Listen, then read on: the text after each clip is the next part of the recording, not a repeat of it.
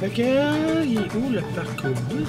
Ah, il est là! Alors là, je suis stationné dans le parc au bus et je m'en vais prendre l'autobus. Je suis content de vivre cette expérience-là aujourd'hui. Je me sens comme si je retournais au cégep. J'ai même un bouton qui pousse.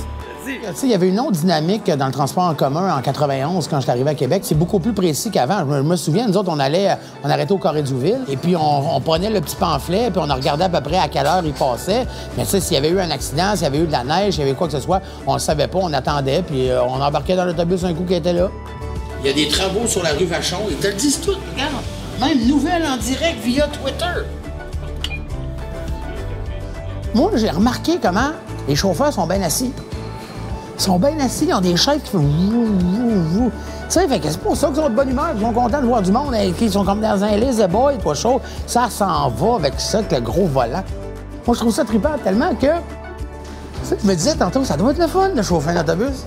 Puis j'aimerais ça, moi, un jour, tu sais, dans un circuit fermé. Moi, j'ai pas mon permis, mais essayer ça, la grosse accordéon, là. Je suis sûr que je suis capable de faire tracer ça, moi, dans un parking.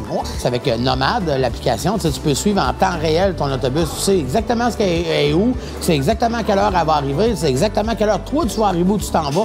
Même dans l'autobus, tu peux le voir sur l'écran à quelle heure tu vas arriver. Et que je n'étais pas tenté vers le service de transport en commun. Ouais, ben je vais changer mon fusil d'épaule, je pense. Rendu là, on va-tu se promener?